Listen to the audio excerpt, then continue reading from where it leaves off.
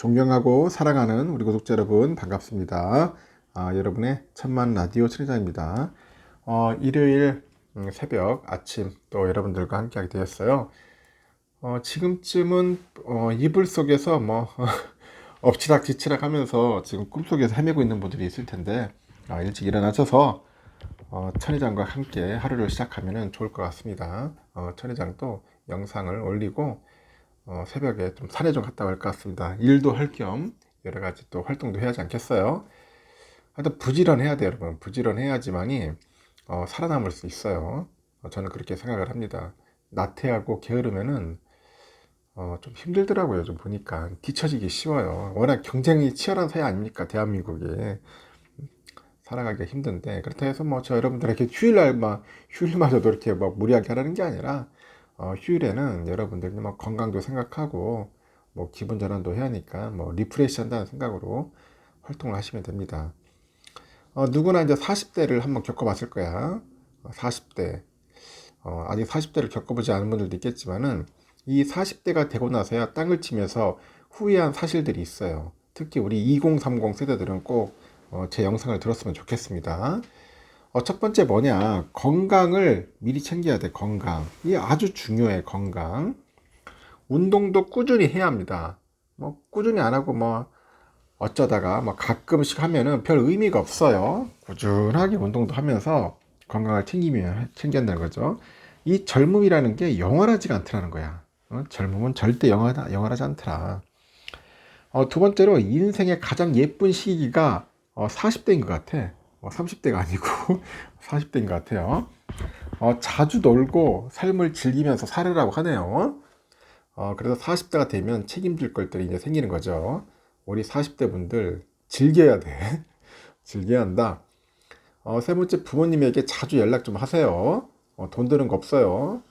요즘 나를 위해서 모든 걸 희생하는 분입니다. 나를 위해서 모든 걸 희생하는 분이 누구냐? 부모님 아니야. 그래서 시간은 계속 흐르고 부모님은 우리를 영원히 기다릴 수는 없다는 겁니다. 그래서 살아계실 때 열심히 연락하고 찾아뵙고 하라는 겁니다. 그리고 네 번째는 여행을 자주 다니십시오. 어떻게든 시간을 내야 돼요. 뭐 다들 뭐 시간 없다 뭐 없다 뭐 핑계 대는데 그게 아니라 하여튼 시간을 내야 한다. 여행은 너의 길을 찾고 성장하는데 도움을 주고 배우게 해준다고 합니다. 너의 길, 나의 길, 여러분의 길을 찾고 성장하는데 도움을 준다는 거예요. 그래서 우리 여행이라도 다닙시다. 먼 여행 아니더라도 괜찮아요. 짧은 여행도 괜찮습니다. 그리고 다섯 번째, 아무것도 하지 않는 하루는 보내지 말아야 합니다. 항상 시간을 소중하게 여겨야 돼, 시간. 이 시간이 돈이야. 엄청 중요한 거야, 시간. 우리 시간을 우습게 생각하는 것 같은데, 진짜 시간이 돈입니다. 돈보다 더 가치 있는 것 같아. 우리 소중하게 여깁시다. 여섯 번째, 꿈을 크게 가지고 포기하지 마세요. 실패해도 괜찮습니다. 포기하지는 말자. 20대는 성공을 할 나이가 아니야, 여러분. 그래서 20대 분들은 너무 빨리 성공하려고 하지 마세요. 성공을 하기 위한 안목을 기르는 거야, 안목. 안목을 길러라. 알겠죠? 우리 20대 분들, 30대 분들은 안목을 길렀으면 좋겠습니다. 일곱 번째는 남들 눈치 보면서 살면은 인생의 반은 손해라는 거예요. 눈치 볼 필요 없어요. 당당하게 사시고. 여덟 번째는 누구든 마음은 적당히 주라는 겁니다. 너무 깊게 주면은 나만 힘들어. 나만 힘들더라. 깊게는 주지 마시고 적당하게 주시면서 관계를 맺으라는 겁니다. 아홉 번째, 누구든 사랑해 보라는 거예요. 사랑을 해봐야 돼, 여러분. 그래서 그래야 사람 보는 눈이 좀 길어지고 훗날 또 배우자를 고르는 안목이 또 생기더라고요. 2030 분들은 한번 잘 챙겨 드세요. 들어보시면 도움이 될 겁니다. 그리고 나 싫다는 사람에게 잘 보이려고 노력하지 마세요. 결국은 쓸데없더라. 진짜 쓸데없어. 쓸데없더라. 응? 알겠죠? 아주 그 명언이다. 나 싫다는 사람한테 잘 보일 필요 없어. 평생 나와 함께 할 사람은 결국 나야 다. 그래서 누구보다도 제일 아끼고 사랑해야 합니다. 12번째는 인간관계 연연하지 마세요. 절대 연연하지 마십시오. 100명의 거친구보다는 한 명의 찐이 중요한 거야. 찐 친구. 진짜 친구가 나은 겁니다. 100명의 친구 아무 쓰잘데기 없어요. 친구는 진짜 친구가 필요한 거지. 13번째, 가까운 사람일수록 동거래는 하지 마십시오. 두 개 모두 잃을 수가 있습니다. 동거래는 하지 마라. 동거래. 갑자기 이 말 들으니까 제 자신이 뜨끔해지네. 동거래는 하지 마라. 14번째, 자기 개발은 멈추지 말아라. 자기 개발 열심히 해야겠죠. 40대가 되어서 너를 이끌어 줄 겁니다. 여러분을 이끌어 줄 거야. 나를 이끌어 주고. 알겠죠? 2030 세대분들은 자기 개발 절대로 멈추면 안 됩니다. 일단은 여기까지 할 테니까 여러분들 참고하시고, 여러분들에게 또 피가 되고 살이 되는 이야기입니다. 자꾸 듣다 보고 실천을 하셔야 돼요. 실천을 안 하면 별 의미가 없습니다. 이어서 또 삼성전자 이야기할게요. 말 그대로 삼성전자는 어닝 쇼크였습니다. 실적 충격이었는데 6일 발표한 삼성전자 지난해 4분기 실적 이야기죠. 영업이익은 시장에서 누구도 예상치 못한 4조 3천억 정도에 그쳤는데 전년 동기 13조 8,700억보다도 약 70%나 감소했습니다.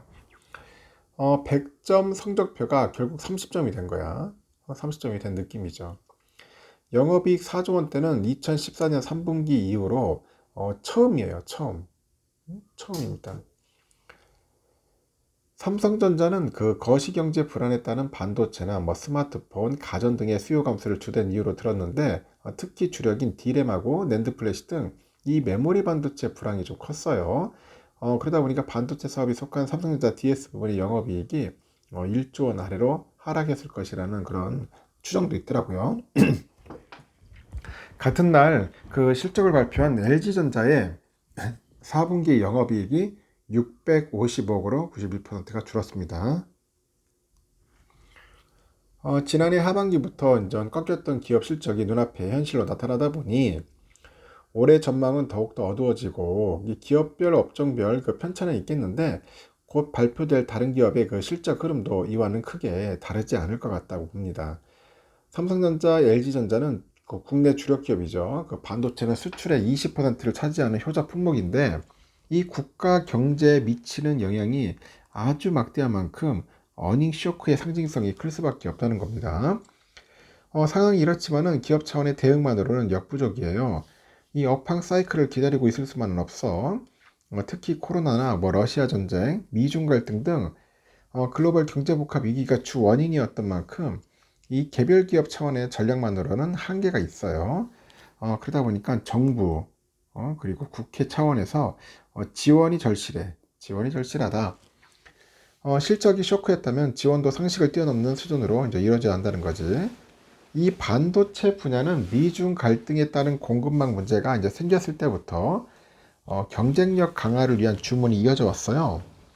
하지만 지난해 말인데 그 국회에서 반도체하고 배터리하고 디스플레이 등 이 국가전략기술 그 시설 투자세 공제율을 대기업 기준으로 종전 6%에서 8%로 올리는데 그쳤어. 그러다 비판 여론이 높아지다 보니 이제 윤석열 대통령이 재검토를 지시를 해요. 지시하다 보니까 결국은 이제 15%로 높이는 거야. 하지만 국회에서 통과되지 않으면 무용지물이라고 합니다. 세계적인 반도체 전쟁 속에서 메모리 불황이 현실화됐었는데 아직도 우리는 세제 지원조차 확정치 못한 그런 상황이라고 그런 이야기를 합니다. 지금 보니까 그 한국경제연구원장이 이런 얘기를 하는데 이 반도체 특별법이 국회에서 표류하는 동안에요. 경제의 그 버팀목 역할을 하던 이 반도체 산업이 이제 벼랑 끝에 이제 매몰린 상황이라고 지적을 해요. 세계 경제 위기 속에서도 정치권이 환경 변화 속도를 따라가지 못하다 보니까 경제 위기 극복을 위한 제도 개선에 차질이 이제 생기고 있다는 것인데 미국의 그 CES에 참가 중인 최태원 그 회장이 올해 경제에 대해서 어떻게 될지 모르지만은 전망이나 예측보다는 그 대응을 하고 있는 중이다. 그렇게 시나리오 그 플래닝을 따라서 여러 가지 준비 태세를 잘 갖춰야 한다고 강조를 해요. 이렇게 최 회장이 언급대로 기업들은 다양한 상황을 가정을 해가지고 대응을 하고 있어요. 지금 보니까 하고 있고 하지만 그 전 세계적으로 경제와 안보 위기가 동시에 닥쳤어. 동시에 다쳤습니다. 이게 상당히 안 좋죠. 하여튼 예상치 못한 그 변수가 등장할 수밖에 없고요. 아무리 준비해도 완벽한 대응은 현실적으로 불가능한 겁니다. 이럴수록 정부와 국회가 위기 극복을 위한 든든한 우군이 돼야 하는 겁니다. 돌발 변수가 되면 안 된다. 뭐 이런 거죠. 이미 위기는 문 앞에 닥쳤고, 지난 3년간 변화 후에는 완전히 다른 새로운 그 세계의 질서가 형성될 것이라고 해요. 그래서 생존 여부는 올해 우리가 어떻게 대응하냐에 따라서 인전 달라질 수 있는 겁니다. 아주 중요한 시기인 것 같아요. 또 이어서 그 최근에 한 대만 매체죠. 대만 매체가 삼성전자의 그 최첨단 3나노 파운드리 기술력에 대한 평가한 내용인데, 그 파운드리는 그 고객사의 주문을 받아가지고 반도체를 만드는 사업이에요. 그래서 이재용 회장이 2019년 유망 신사업으로 꼽았고, 집중적으로 현재 육성을 하고 있습니다. 삼성의 경쟁사는 대만의 TSMC겠죠. 하여튼 이 보도대로 보니까 삼성전자는 3나노에서 그 라인에서 생산된 반도체 100개 중에 뭐 80개 이상은 불량이다. 그래서 버려야 한다. 뭐 그런 뜻인데, 즉 20개 미만의 칩만 쓸만하다는 것이겠죠. 또 삼성이 앞으로도 불량품을 줄이는 게 쉽지 않다는 게 이 보도의 핵심이었어요. TSMC에 대한 평가는 딴판이야. 또 TSMC는 최근에 3나노 공정 양산을 시작했는데, 이 매체는 TSMC 3나노 공정 수율, 이 수율이 최소 60에서 70%, 최대 75에서 80%에 달한다. 1차 물량치고는 상당히 좋은 것이다. 이렇게 적었습니다. TSMC가 3나노 공정에서 칩 100개를 만들면 80개는 양품이고 20개만 버리면 된다는 그런 의미겠죠.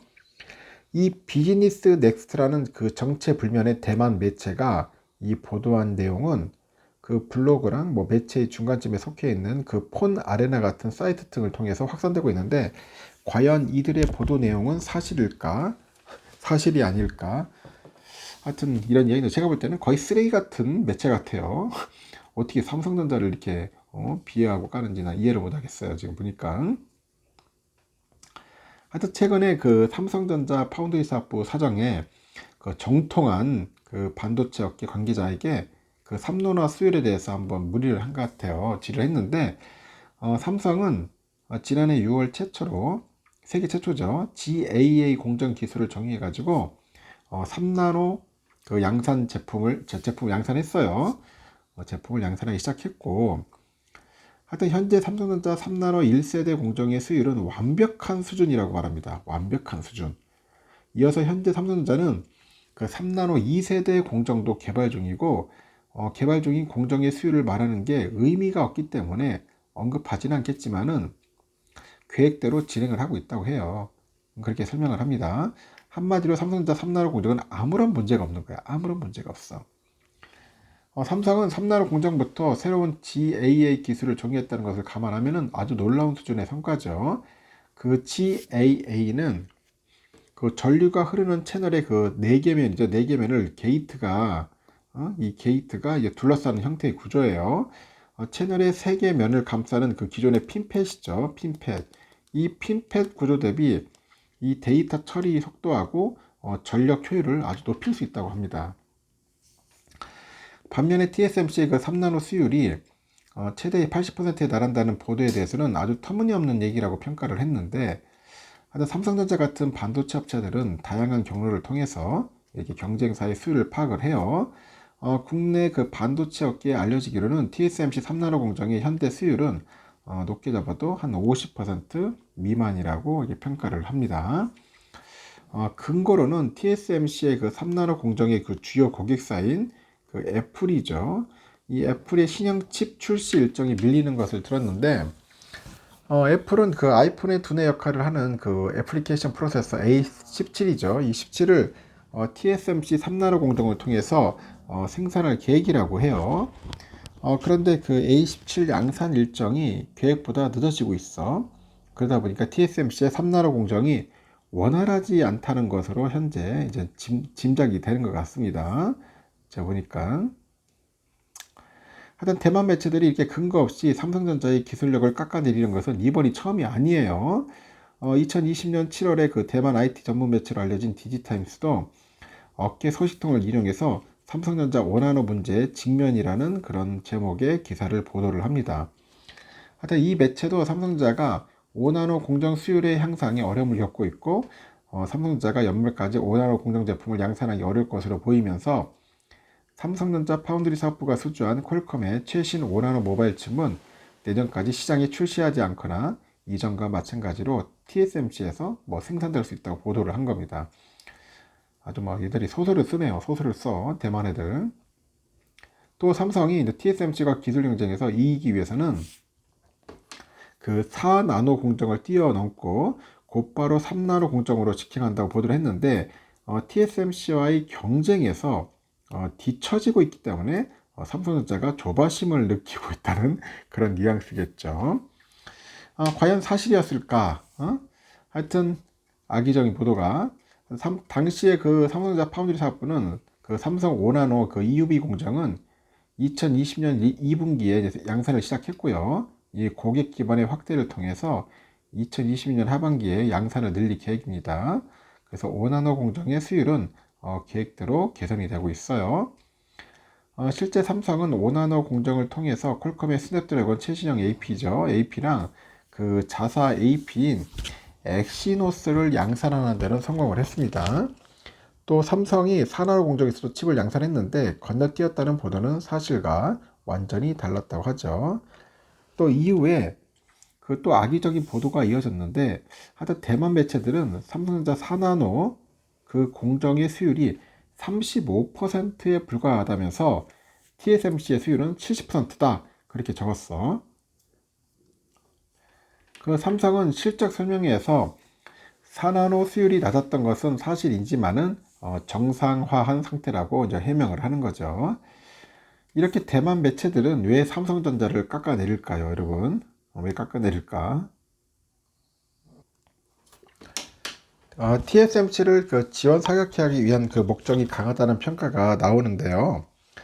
대만 매체들의 그 악의적인 보도가 집중되는 그 시점은 공교롭게도 삼성전자랑 TSMC 파운드리의 그 새로운 공정 경쟁이 본격화하는 시기랑 이제 겹치는 것 같아요. TSMC는 여러 차례 3나노 공정 양산을 미루다가 최근에서야 양산을 본격화한다고 선언을 합니다. 떠들썩하기도 기념식도 열렸고 삼성전자랑 TSMC는 3나노 공정 고객 확보를 두고 치열한 경쟁이 시작된 상황이라고 하죠.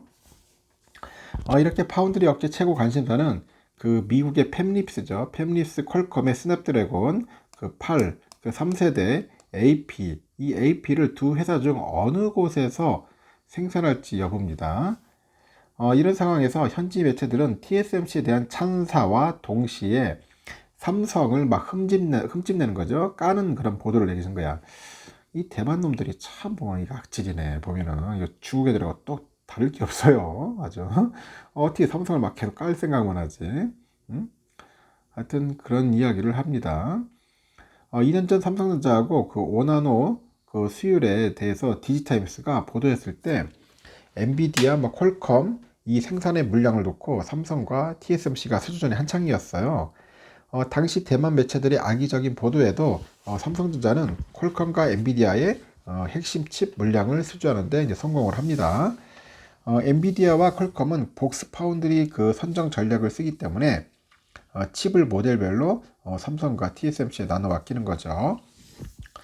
최근에 반도체 산업의 주도권을 놓고 각국이 경쟁을 벌이는 것도 무관치 않겠죠. 대만은 TSMC, ASE 등 그 파운드리하고 패키징 경쟁력을 앞세워가지고 반도체 시장의 주요 플레이어로 부상을 했어요.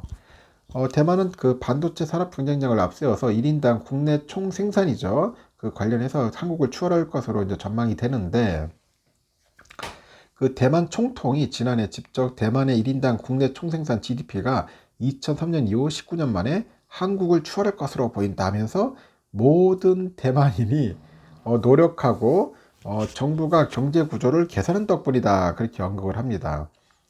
그래서 그 국제통화기금 IMF죠. 여기에 세계경제 전망 보고서에도 근거한 발언인데 지난해 보죠. 대만 1인당 GDP 측에서 36,050달러요. 그래서 34,990달러인 한국을 앞지르는 것으로 나타났다고 합니다. 대만의 국민기업 TSMC가 삼성전자에 밀리면 안 된다는 그런 절박함이 현지 매체의 보도에도 묻어나온다는 평가예요. 대만은 삼성에 대해서 좋지 않은 기억도 갖고 있어요. 대만 메모리 반도체 기업들은 2007년하고 2010년에 삼성전자랑 치킨 게임을 벌였는데 대만 기업들은 일본 기업들과 연합해서 적자를 감수하고 생산량을 늘렸습니다. 디램 가격은 폭락을 했고 삼성은 그 압도적인 기술력과 생산력을 바탕으로 버텼는데 이 버티지 못한 일본 엘피다가 2012년 파산을 했고 뭐 대만의 나냐, 파워칩 등은 명맥만 유지하는 수준으로 쪼그라들어 버려요. 그 살아남는 그 삼성전자는 디램 시장에서 이제 확고한 1위 업체가 되는 거죠. 이렇게 반도체 업계에서는 그래요. 관계자가 그래요. 대만은 그 정부와 기업, 언론이 한마음으로 이 반도체 산업 육성에 힘을 쏟고 있다는 거죠. 그래서 대만 기업들은 그 대만과 비교해서 상대적으로 이제 지원을 못 받는 상황이라고 합니다. 국회는 그 반도체 시설 투자 공제율을 6%에서 8%로 한 2%포인트 가량 올리는 그 기재부의 세법 개정안을 지난달 20일 통과를 했어. 그래서 미국과 대만 등 그 반도체 산업을 적극적으로 육성하는 국가들과 반대로 간다고 합니다. 그런 여론이 강해지다 보니 그 윤석열 대통령이 직접 나서가지고 기재부에게 세제 지원 확대 검토를 지시를 해요. 그 기재부는 그래 부랴부랴 대기업은 최대 25%, 중소기업은 최대 35%의 세액 공제를 받을 수 있는 그 반도체 등 세제 지원 강화 방안을 이제 대통령한테 이제 보고를 하는 거죠. 아직 완전히 해결된 게 아닙니다. 그 국회에서 법을 바꿔가지고 실현될 수 있는데, 여당은 그 세공제율 상향에 환영의 뜻을 나타냈는데, 야당이 더불어민주당은 법안 통과 일주일 만에 재개정을 하자는 건 법안을 너무 쉽게 뒤집는 것이다. 추후 여당과 논의해보겠다. 이렇게 유보하는 태도를 받겠습니다. 역시나 우리 더불어민주당입니다. 하여튼 도움이 안 돼요. 이럴 때 빨리빨리 도와줘가지고 대만 따라잡고 인텔 확실하게 응징하고 그래야 하는데 그런 부분에서 조금 짜증이 납니다.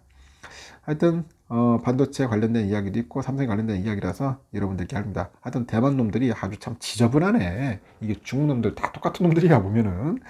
하여튼 우리 대한민국 국뽕을 다 넣어주는 거가 국뽕.